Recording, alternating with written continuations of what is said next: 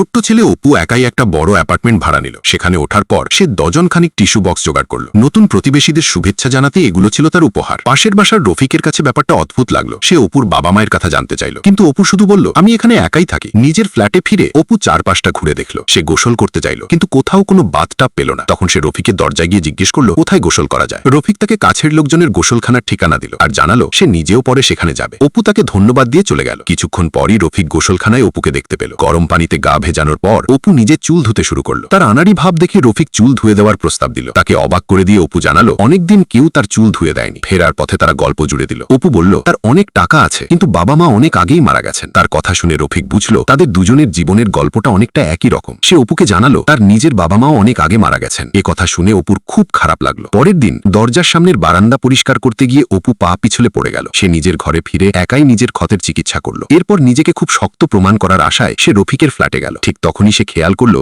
রফিকের কোমরের নিচেও চোট লেগেছে। সে সাথে সাথে একটা ব্যথার প্যাচ বের করে রফিকের কোমরে লাগিয়ে দিল। রফিক ভীষণ আবেগপ্রবণ হয়ে পড়ল। ধন্যবাদ জানাতে সে অপুর ছিলে যাওয়া হাঁটুতে তার প্রিয় কার্টুন চরিত্র এঁকে দিল। দুজনে যখন হাসি মুখে গল্প জুড়ছিল, ঠিক তখনই নিচতলার এক বয়স্ক লোক জলিল এসে কড়া নাড়ল। সে বাচ্চাদের খুব পছন্দ করত আর অপুর কাছে ঘেঁষার চেষ্টা করলো, কিন্তু অপুর তার স্পর্শ একদমই ভালো লাগলো না। অপুকে ইচ্ছে করে দূরে সরে যেতে দেখে জলিল তার ব্যাগ থেকে একটা পুতুল বের করলো। অপু জিজ্ঞেস করলো কেন সে তাকে উপহার দিচ্ছে। জলিল স্বীকার করলো পুতুলটা সে নিজের ছেলের জন্যই কিনেছিল, কিন্তু তার ছেলে তার সাথে দেখাই করতে চায়নি। অপুর তখনই মনে হলো জলিল তাকে কেবল একটা বিকল্প হিসেবে দেখছে। তাই সে পুতুলটা ফিরিয়ে দিয়ে সোজাসুজি বলে দিল যে এমন মেকি আচরণ তার একদমই পছন্দ নয়। জলিল হতবাক হয়ে দাঁড়িয়ে রইল। সে ভাবতেই পারেনি তার এমন অসতর্ক আচরণ ছেলেটির মনে আঘাত করবে। নিজের ঘরে ফিরে অপু ভয়ে সিটিয়ে গেল। তার মনে হলো নিচতলার জলিলের মতো পাশের বাসার রফিকও হয়তো তাকে ধোকা দেবে। তাই বাইরে যখন তাদের আবার দেখা হলো, রফিক অপুকে একা ছাড়তে ভয় পাচ্ছিল আর তার সাথে যাওয়ার প্রস্তাব দিল। কিন্তু অপু বলল তুমি সারাক্ষণ আমার পিছু নাও, এটা আমার খুব বিরক্ত লাগে। এই কথা নিয়েই তাদের দুজনের মধ্যে ঝগড়া বেঁধে গেল। রফিক তার খোঁজ খবর নেওয়া বন্ধ করে দিল আর অপুকে একাই বাইরে যেতে দিল। নিচতলার জলিল যখন জানলো রফিক অপুকে একা ছেড়ে দিয়েছে, সে ছুটে এসে ঝগড়া জুড়ে দিল। জানতে চাইল অপু কোনো বিপদে পড়লে তারা কি করবে। জলিল বলল যে সেই অপুর মনে কষ্ট দিয়েছে, তাই সে ক্ষমা চাইতে এসেছিল। রফিক অবশেষে বুঝতে পারল